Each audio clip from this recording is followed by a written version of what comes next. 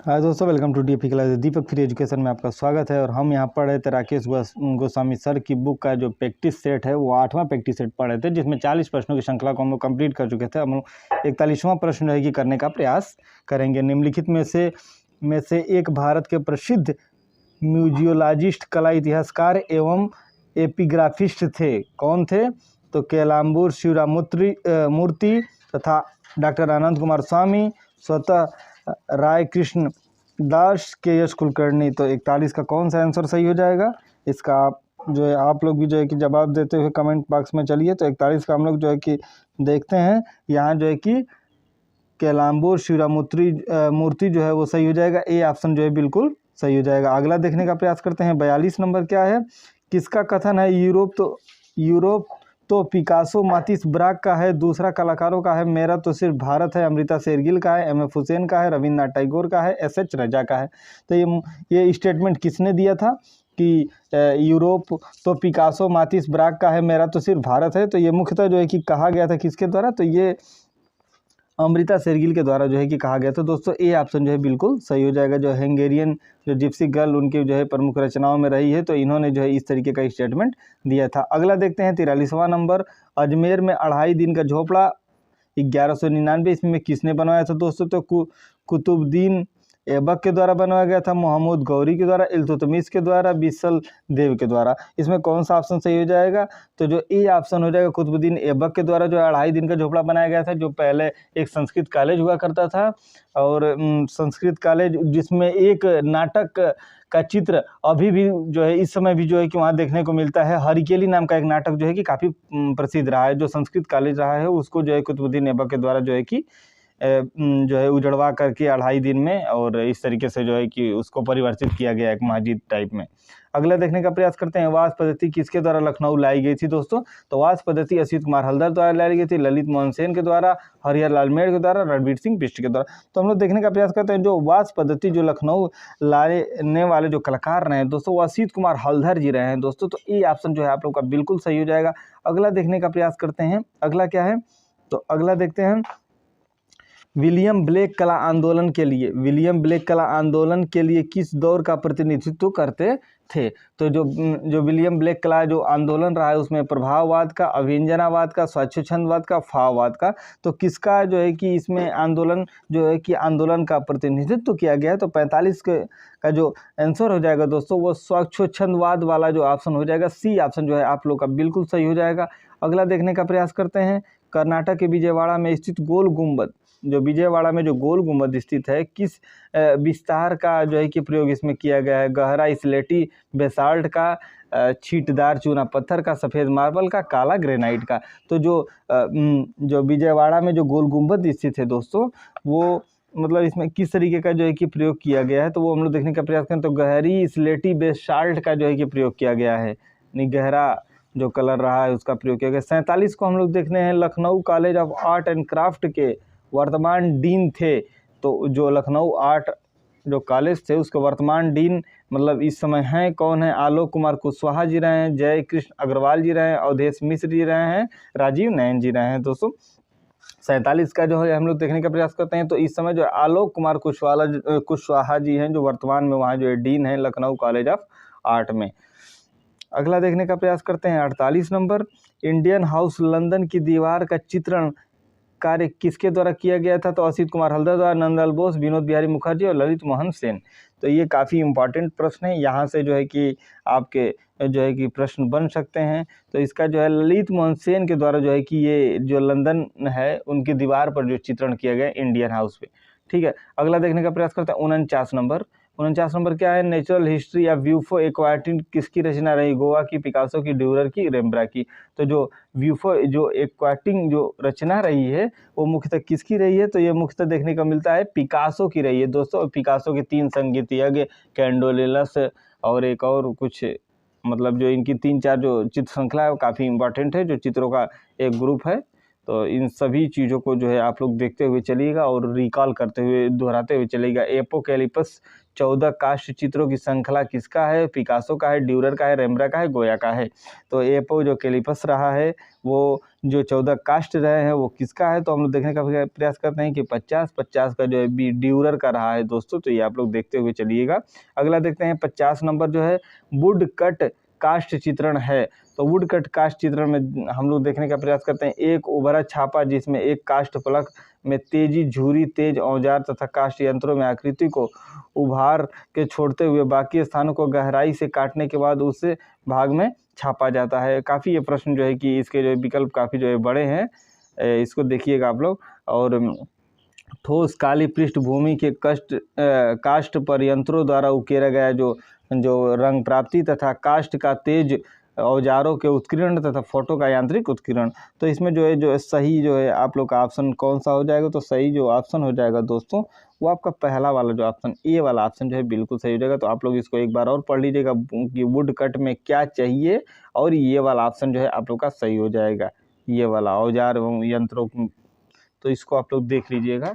दरअसल इतने बड़े क्वेश्चन तो आएंगे नहीं, लेकिन फिर भी प्रैक्टिस सेट में है तो कर लिया जा रहा है। ठीक है, देखते हैं अगला। दरबार में राजपूत द्वारा जिराफ की भेंट मुगल कालीन किस ग्रंथ का चित्र है?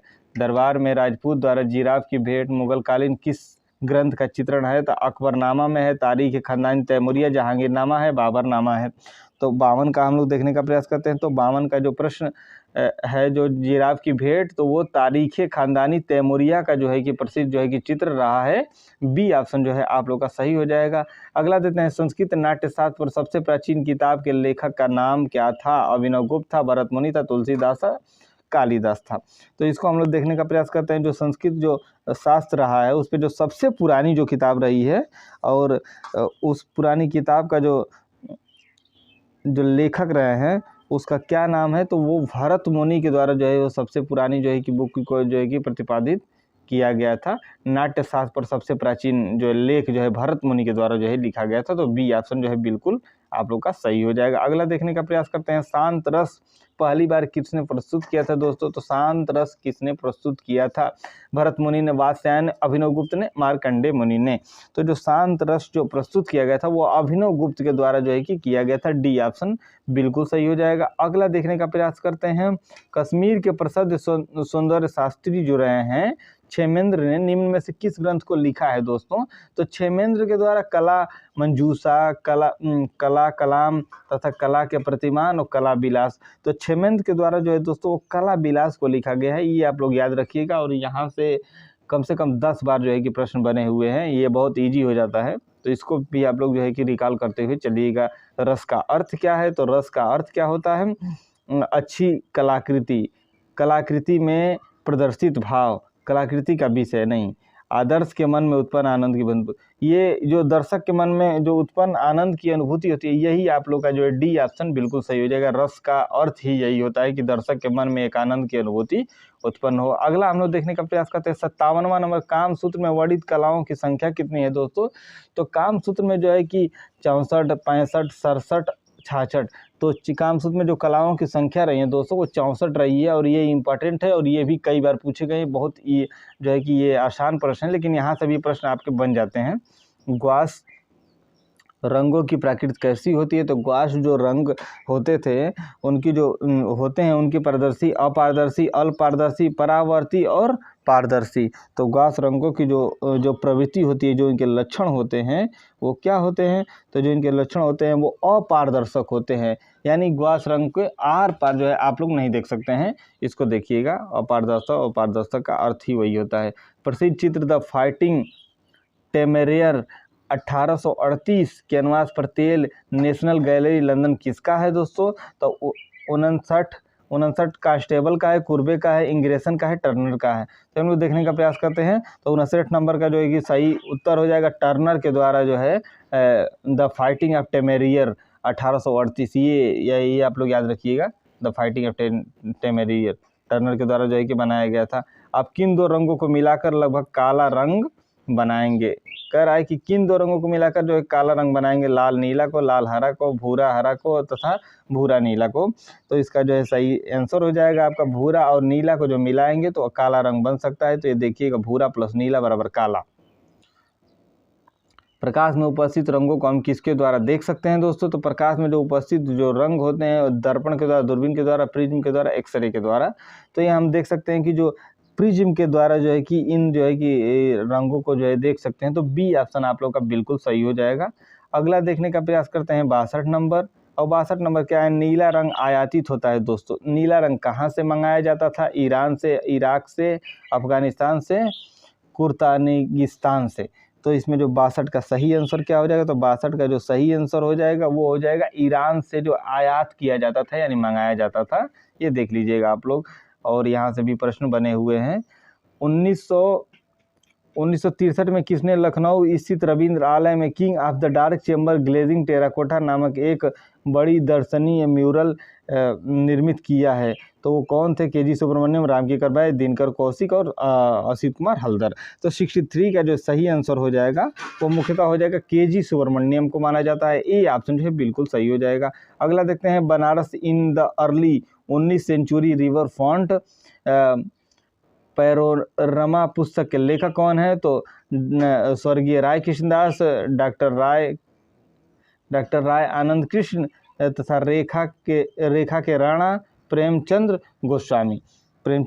अब देखिए हम जो है कि 64 का जो आंसर देखते हैं तो यहाँ जो है कि राय कृष्णदास को जो है कि माना जाता है। बनारस जो अर्ली सेंचुरी रही है वो राय कृष्णदास के द्वारा जो है कि राय आनंद कृष्ण के द्वारा जो है कि इसको विकसित किया गया था। तो थोड़ा समानता इसमें कम है तो इसलिए थोड़ा कन्फ्यूजन हो सकता है। इसको आप लोग नोट डाउन कर लीजिएगा।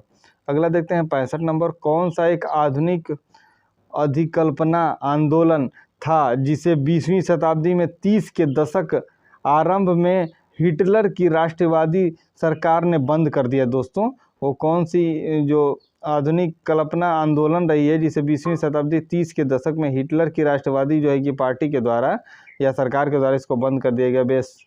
बेल्शोविक, बाहोस, ड्यूटर वर्कस तथा कला एवं शिल्प आंदोलन आर्ट। अब इसमें जो है देखते हैं कि कौन सा आंसर जो है सही हो जाएगा। तो इसको देखने का हम लोग प्रयास करते हैं। तो इसमें जो प्रश्न रहे हैं दोस्तों वो मुख्यतः आपका जो है कि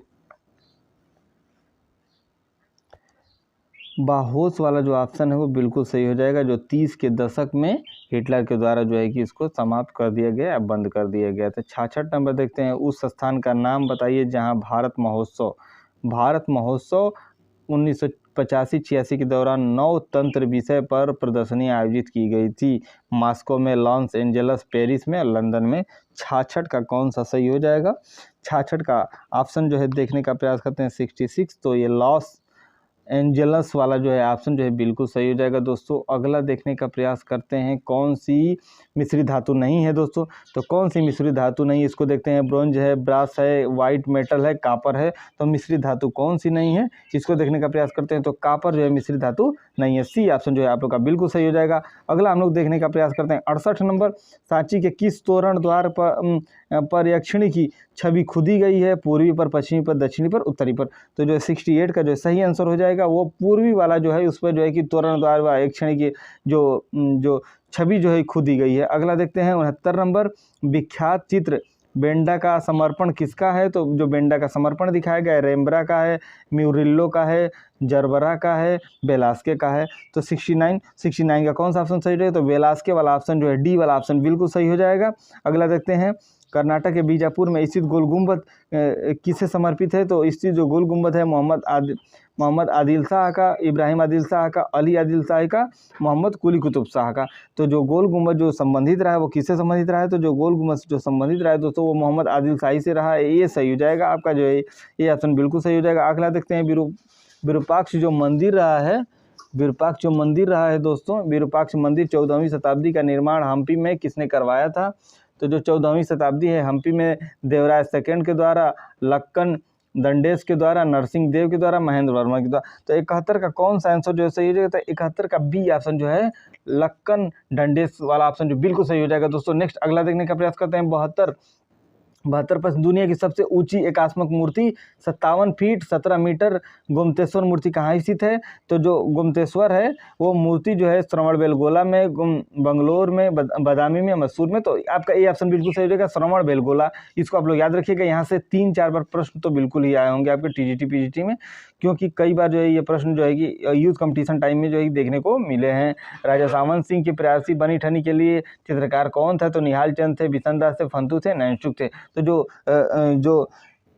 जो आपका बनी ठनी का जो चित्रकार रहा है दोस्तों, वो मुख्यतः कौन रहा है? तो वो रहा है आपका निहाल चंद्र। ए ऑप्शन जो है बिल्कुल सही हो जाएगा। नेक्स्ट अगला प्रश्न जो है देखने का प्रयास करते हैं। 74वां क्या कह रहा है कि समकालीन कला के अंतर्गत सक्रिय सहभागिता निभाते हुए किसने blue series, Himalaya, black pages of India and Republican चित्र श्रृंखला बनाई है? ये बहुत इंपॉर्टेंट है और ये आपका जो है कि आपका रणवीर सिंह बिष्ट का हो जाएगा और लखनऊ कला आर्ट से जो है संबंधित रहे हैं और ये काफ़ी इन्होंने जो है कि इनको बढ़ावा दिया है। रणवीर सिंह बिष्ट का जो जन्म हुआ है वो गढ़वाल के आसपास जो है कि हुआ है। इसको आप लोग देखिएगा। अगला देखते हैं, ग्राफिक डिजाइन में मुख्य आकर्षक उत्पन्न किया है। तो ग्राफिक डिजाइन में जो आकर्षक जो उत्पन्न किया गया है, केवल शब्दों में, केवल छवियों में, शब्द छवि दोनों में, तथा शब्द तस्वीरों, तन्य और जैसे और प्रतीकों में जो है कि इसका इस्तेमाल किया गया है। तो इसको हम लोग देखने का प्रयास करते हैं। तो ये आपका जो है हो जाएगा शब्द और छवि दोनों में इस तरीके का प्रयोग देखने को मिलता है। तो 75 का आपका जो है सी ऑप्शन बिल्कुल सही हो जाएगा। अगला देखते हैं, मूर्धन्य चित्रकार NS बेंद्रे के संबंध में निम्न में से कौन सा जो है कथन सही नहीं है?